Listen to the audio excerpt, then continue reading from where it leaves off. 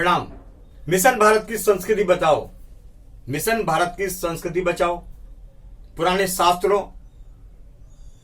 और इतिहास को बचाने का काम मेरा मिशन है।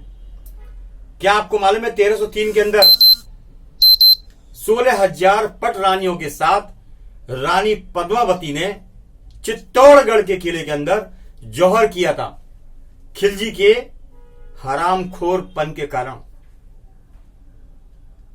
हम कुछ सीख ही नहीं पाते हैं कि हमारे सम्मान को बचाने के लिए, भारत के सम्मान को बचाने के लिए भारत की नारियों ने कितना हमारे भारत के लिए बहुत कुछ किया। महारानी लक्ष्मीबाई थी, उनका भी इतिहास पढ़ा, परंतु हमने इससे कुछ सीखा नहीं।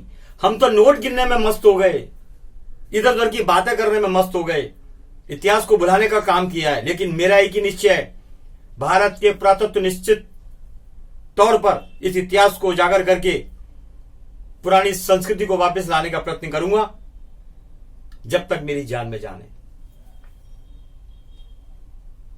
आज इतिहास पढ़ाया जाता है, अकबर महान, बाबर महान, औरंगजेब महान, लेकिन हिंदू किसी भी राजा के बारे में कोई पूरी तरह से ख्याति बात नहीं की जाती। महाराणा प्रताप हुए, पृथ्वीराज चौहान हुए, कैसे कैसे हमारे राजा हुए जो एक एक हजार पर भारी हुए। और आज के भ्रष्ट नेता हमारे देश को बेचने में तुले हुए हैं, माता बहनों का अपमान करते हैं खुलेआम। ये भ्रष्ट नेता, पहले के राजाओं में फर्क था, वो मान सम्मान किया करते थे, अपने देश की सुरक्षा व्यवस्था किया करते थे। आज नेता ही डकैते हैं। आज के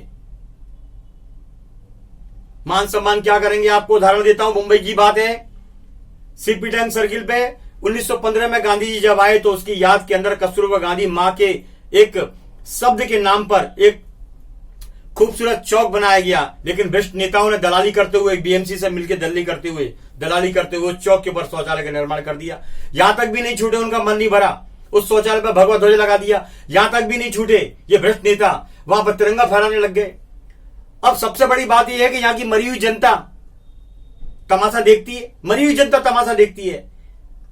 हम तो एक ही बात जानते हैं, जुल्म के खिलाफ आवाज जो ना उठा सके वो मुर्दा, वो मरा हुआ। क्योंकि मुगलों का खून है, मुगलों का खून जिसमें होगा वो जुल्म सहता रहेगा, कुछ नहीं बोलेगा। कमाल हो गया, राष्ट्र तिरंगे का अपमान किया जाता है, भगवा का अपमान किया जाता है, और बात करते हैं हम हिंदू नेता हैं, हम हिंदू हैं। बड़ा शर्मनाक विषय है। मुंबईकर बोलते हैं भी मुंबईकर, खुलेआम अपमान होता है। उस चौक शौचालय पर, अंडरग्राउंड शौचालय पर देवी देवता परिक्रमा करते हैं। वहां एक मराठियों का पेड़ है, अदुम्बर का पेड़। इतना प्राचीन और पवित्र पेड़ होने के बावजूद मराठी चुप है, मुंह बंद करके बैठा है। और जितने भी नेता हैं यहां बंबई के, सब मिले हुए हैं, सबको पैसा चाहिए, कुछ भी कर सकते हैं पैसे के लिए। ये जो बड़ी बड़ी बातें करते हैं, एक नंबर के झूठे लोग हैं ये। इनके फंटर सबसे बड़े झूठे, सब अपनी दुकानदारी चलाते हैं। कितनी सारी पार्टियां हैं, कीड़े मकोड़ों की तरह पार्टियां भर चुकी है बंबई के अंदर। एक ही काम है इनका, नोट बटोरो। सब दारू, चरस, गांजे में इन्वॉल्व हैं। देश के लिए कोई काम करने वाला नहीं है, क्योंकि खुद भिखारी हैं एक नंबर के। ये भीख पे पलने वाले नेता हैं जो उगाई करते हैं। चलिए कोई बात नहीं, कुछ हो सके तो आगे बढ़िए, भारत की संस्कृति, संस्कार, सभ्यता को बढ़ाने का काम करिए। ईश्वर ताकत देगा।